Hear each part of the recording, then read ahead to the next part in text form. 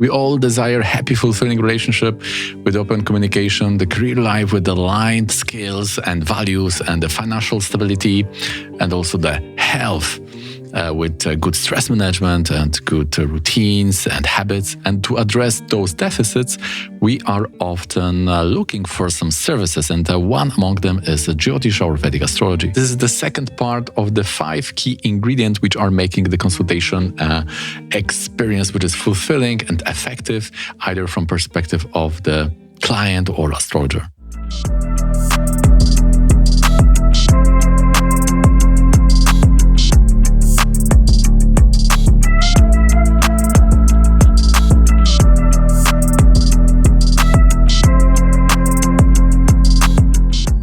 In this second part, we are left with the 4 ingredients. The satisfaction cannot be attained without the ingredient number 1 here, which is the levels. If the traditional Vedic astrology tell us that to inspect the married life, you have to see the Tithi, the Darakaraka, the Venus, 7th house, 7th lord, the Upapada, the Navamsha, 7th house, then if you are only depending on the one factor, you can imagine that maybe 80% of the story will be overlooked. There are different levels that provide a different perspective. For example, when we are analyzing the money mothers, the 2nd lord, the Jupiter, the Darakaraka or the Karana, they will deliver the different facets of the same object or the item you are looking to inspect. For instance, if you want to see the decisions which are impacting the health, you are looking at the Lagnesha. For the resources like medicine and doctors, we are inspecting the sun and the lords from the Surya. Then if you want to see the wear on the body in the time, then we are looking at the moon among other factors. Therefore, if we are analyzing many elements related to one yoga in the chart, I'm calling that gluing. Whilst when we are synthesizing various places from the chart, maybe in Rashi, maybe in the Varga, but related to one area, I call this leveling. Similarly, how the Vedas are talking about the self-identification. We call it also the Sankhya, or how the body is built. For example, we have the Stula Sharira, which is the physical body, and we have also the Linga Sharira, which is the subtle body. In the one of the first book about the psyche of us, which is the Bhagavad Gita, we are presented with the idea that this Linga Sharira, or the subtle body, is constituted with the Ahamkara, which is the ego, Buddhi, intelligence, and Manas, the mind. We can see that the self, also in the philosophy of a human psyche, is also divided into different levels, which we also know from the Freudian psychology, that when they are going into conflicts, they can cause various types of neurosis. So I think about the levels in this way. You can find an area in the body. It could be, for example, the chest, but then you have different layers. It could be strained muscle. It could be inflammation of the heart, which is the myocarditis. It could be also something related to lungs, like pneumonia, and it could be also something like viral infection, like shingles, all in that same part, but the different layer will be affected. I must say that the full concrete dance between all those levels, like Lordship, Karaka, Charakaraka, and Aruda, is beautifully explained on the 3rd year of the Jaimini Upadesha Sutra, which is about the Raja Yoga. So what to do when you are analyzing the mother? See the 4th lord, but also see the moon.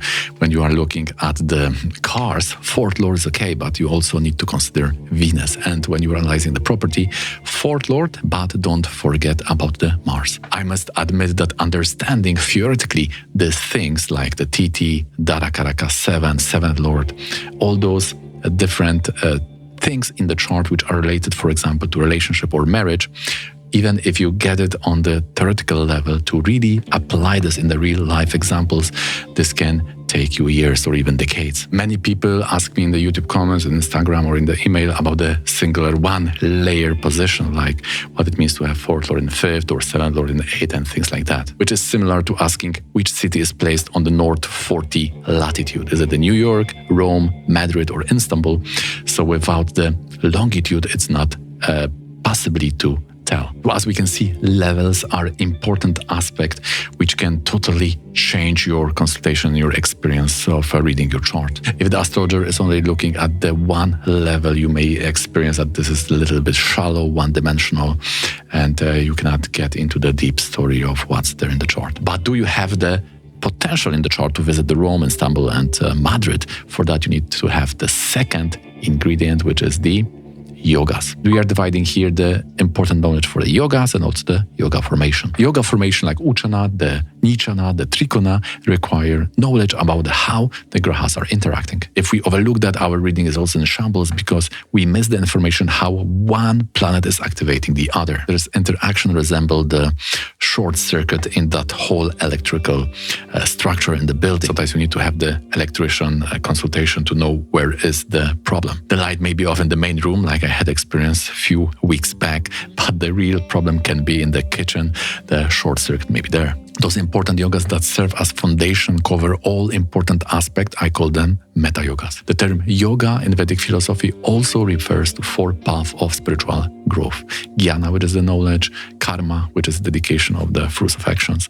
Then we have bhakti, about the love and devotion, and then we have the raja, which is about the attaining the perfection. And in each we have also two elements, the self with the Brahman, which we can call the universal or God, and this is leading to the mukti or liberation. If we look at the chart only at the singular placement and we lose that connection, we may miss the crucial insights. This connection can sometimes dominate the position of the singular placements. Just like in chemistry, combination of two elements can rise or can give birth to completely new substance. Sometimes we may miss a big prediction, not because we don't know the meaning of the house or some yoga or the planet in that house, but we don't have a full or complete knowledge how one planet in the chart in that time when he is ripe to get the effect is activating the other planet in the house. So one thing is to know the rules, but the other thing is to know the rules which activate those rules. So without the yoga, the constellation will lose the dynamism, the storytelling, and the deeper purpose. If you're enjoying the content so far, please don't forget to hit that thumbs up. It really helps my channel, and if you would like to see similar videos in the future,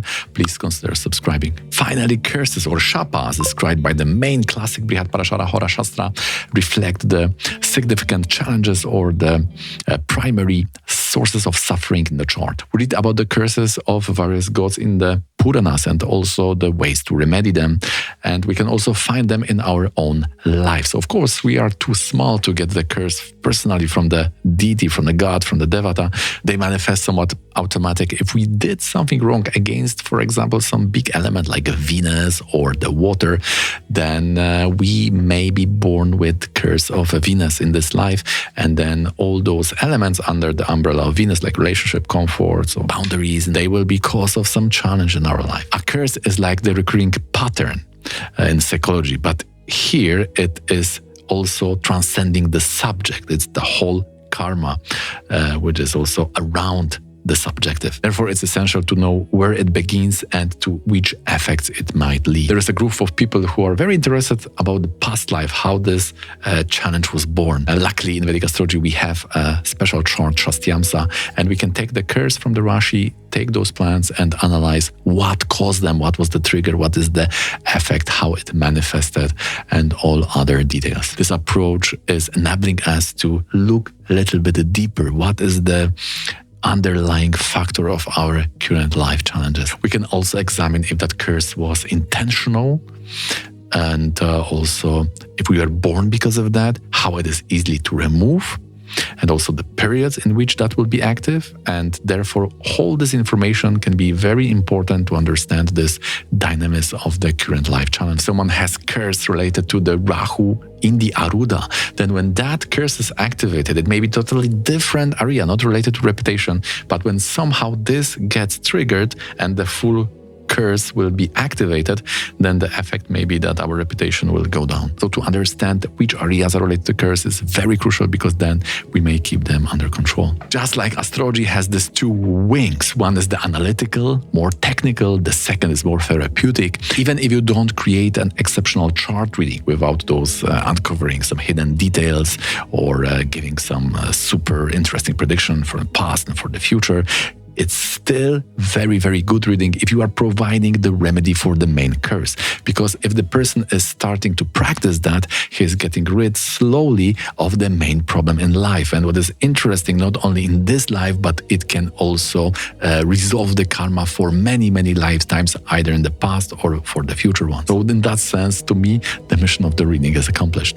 Now imagine you don't have this knowledge of the curse, and you have dosha, here problem, how you would know where is the main thing to address and also to provide the main remedy, which will also resolve the other things in the chart. Without curse, it's not so easy or even impossible. Some people are saying that we shouldn't use the word curse, or we should totally delay it, maybe the whole curse analysis. But we have to remember that the rishis, the authors of the classic like Brihad Parashara Hora Shastra, we can find in this book a lot of details about, for example, curse of the Rahu. So it's not about scaring people, but we have to find what is the problem, and then we can provide the advice, which is both metaphysical and physical. It's like saying, oh, here, these steps, you need to be cautious. They may collapse.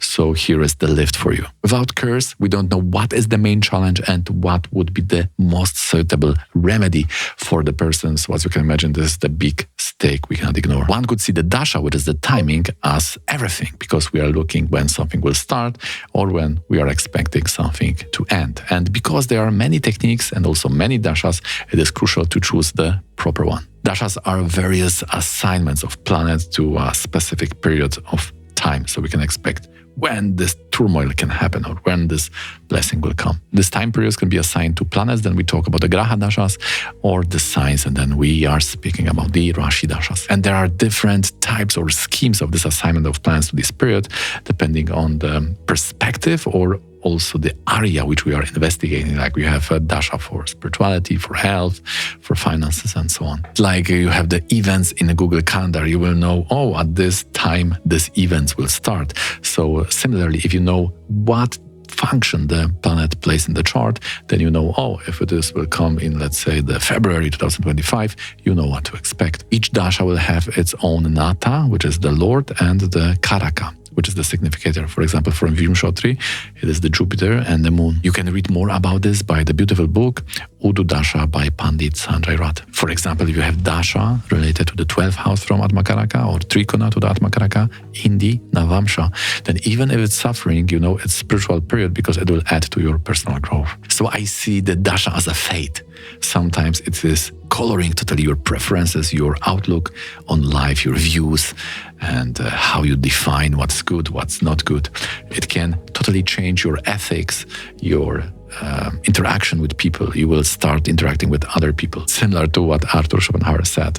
You can want many things, you can choose, but you cannot choose what you want. Therefore, the other name for the planets is the graha. It's like eclipsing you from outside, and then you think you are choosing, but your taste has changed, and this is reflected in your dasha system. Positive or negative of the yogas in the chart, it is very important to be aware. Did it happen 10 years ago? It is happening now, or it will happen in 10 years. There is no use to talk about the jail or imprisonment when that dasha was 10 years ago, and that was one-time event in life. Also, we don't know which ayana the yoga is activated.